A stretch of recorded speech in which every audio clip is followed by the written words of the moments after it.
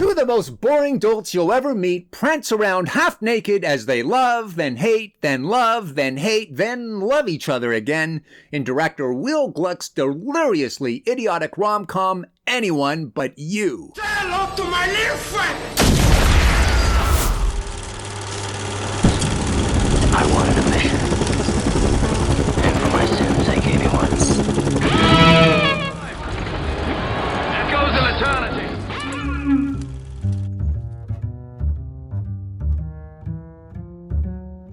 Hollywood once again shits out another warm, fuzzy turd with Anyone But You, a film that demands the audience perform a collective frontal lobotomy on itself, before ponying up $40 for a ticket, popcorn, and a bladder-swelling bucket of Coke Zero to sit through this yawn-inducing dreck. Not only do writers Gluck and Ilana Wolpert ask us to check our brains in a dumpster, but they require all of the cardboard characters that populate this mess to do likewise, as they trudge from one contrived plot point to another with the graceful organic flow of a diarrhea cluster bomb ricocheting off the sides of the bowl. So, B, played by Sydney Sweeney, who bears the glazy-eyed, fake perma-smile of a Pfizer sales rep, meets Ben, played by Glenn Powell, everyone's favorite all-American douchebag next door. Powell now appears to be filling the vacuum left by Matthew McConaughey, playing one-dimensional pretty boys in dull rom-coms where the sole purpose is to wink at the camera and strip off his shirt. They meet, make a grilled cheese sandwich, bang the shit out of each other, and then wake up the next morning. And in a case of contrived misunderstanding worthy of a Three's Company episode, end up ghosting each other for the next 6 months. Until, of course, in an instance of a 1 in a billion coincidence where the hacks that wrote this crap have B and Ben reintroduced to each other by their vapid friends at a Boston bar. And guess what? Both have been invited to a lesbian wedding in Australia, so they'll just have to put aside their bad feelings for each other, knuckle down, and travel to the land down under, where one contrived, unamusing pratfall joke after another will be barfed out on the audience with all the comedic timing of a Latvian comic named Gatis. Hello everybody, today is another very hot day.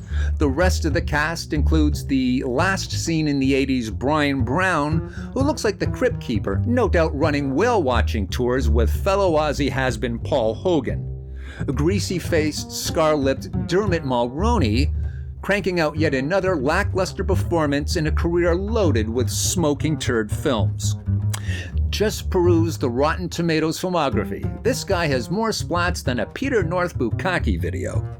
Rachel Griffiths as Bee's mother, here going through the motions, no doubt preoccupied with the thought of firing her agent for landing her in this muddled mess of a film. And then there's some dude that calls himself Gata, and looks like he graduated the Pauly Shore School of Acting, where he plays Ben's best friend. And then there's a host of other nobody actors rounding out the cast in this craven exercise in apish, cringe-inducing overacting that would make even William Shatner blush. It's so ham-fisted, it feels as if everyone on set agreed to just, take it easy, mail it in, pig out on craft services burritos, down a few Cosmos, collect a check, and then get the fuck out of Dodge. So Ben and B arrive in Australia and bicker and bitch at each other. So much that the rest of the gang somehow collectively decide that they must devote all their energy to manipulating the two back into love in order to save the impending lesbian wedding from exactly what? Two guests giving each other the cold shoulder? This is the best the writers could come up with? Who gives a shit? In what universe would people actually come up with such nonsense and expend any energy in implementing such a plan? In what universe? I guess the same make-believe, wacky world where Brian Brown joins forces with the aforementioned Gata to, get this, to purposely be overheard by Glenn Powell hiding in the bushes as they have a fake conversation about B having the hots for Ben, and in a cringe-inducing move to ignite Ben's desire for B. It's amazing how Ben, initially portrayed as a smart, successful finance guy, suddenly gets a convenient case of brain freeze as he actually falls for the ruse.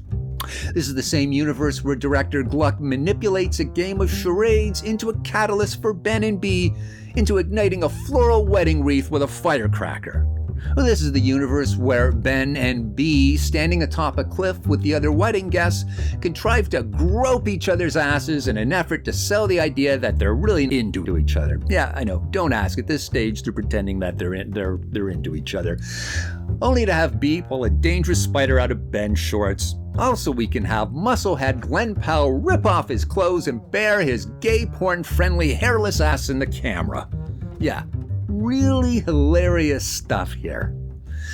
Or how about the universe where Ben, who's determined to find the distraught B, hurls himself off a cliff into the ocean because he just knows the Australian Coast Guard will have nothing better to do, like say rescue a capsized skiff of Afghan refugees, than to send a helicopter to lift him out of the ocean. Then Ben will convince the helicopter crew to not throw his hairless ass in jail or fine him for selfishly wasting valuable Coast Guard resources. And they will drop him off on the steps of the Sydney Opera House, where of course he'll find his cheery-eyed soulmate B, and they'll kiss. The end. Jesus. Someone actually got paid to hatch this happy horse shit? I've scratched out more plausible scenarios on the walls of a Walmart shitter stall. So I did me a little research and discovered that along with the untalented Gluck, the lead writer of this masterpiece is someone called Eilina Wolpert, whose past writing credits include absolutely nothing. Like zero. Here you go, we're making a multi-million-dollar rom-com with some up-and-coming stars. Who can we get to write this? Oh, I know. Let's get that gal that's never actually written a screenplay in her life. Well, she'd be perfect. Hey, next time I go for a prostate exam, I'm just gonna bypass my dumb doctor and get Julio, my neighbor across the street. Well, he's a professional roofer. And I'm gonna get him to stick his callous sausage fingers in my asshole and see what's really doing up there. I mean, why not? Look, some of you might be saying, come on, Chet. I just want to check my brain at the door, kick back and have a giggle at some lighthearted romantic fun. Well, good for you. If you're cool with shelling out $40 a pop for cinematic pablum that requires you to go brain dead for 1 hour and 43 minutes, then by all means, take the plunge, friend. But for the rest of you who value your time and demand value for your hard-earned money, well, I'm here for you. And frankly, if Hollywood can't be bothered to shit out anything better than this garbage, then you better believe Chet le HAMMER is gonna bring the pain and give it to you good folks straight. And the good Lord willing, I'm hoping you'll show your appreciation with a smash of the like and subscribe buttons respectively. Anyone but you can be avoided in select theaters and gets an acid test rating of utter shit. That is all.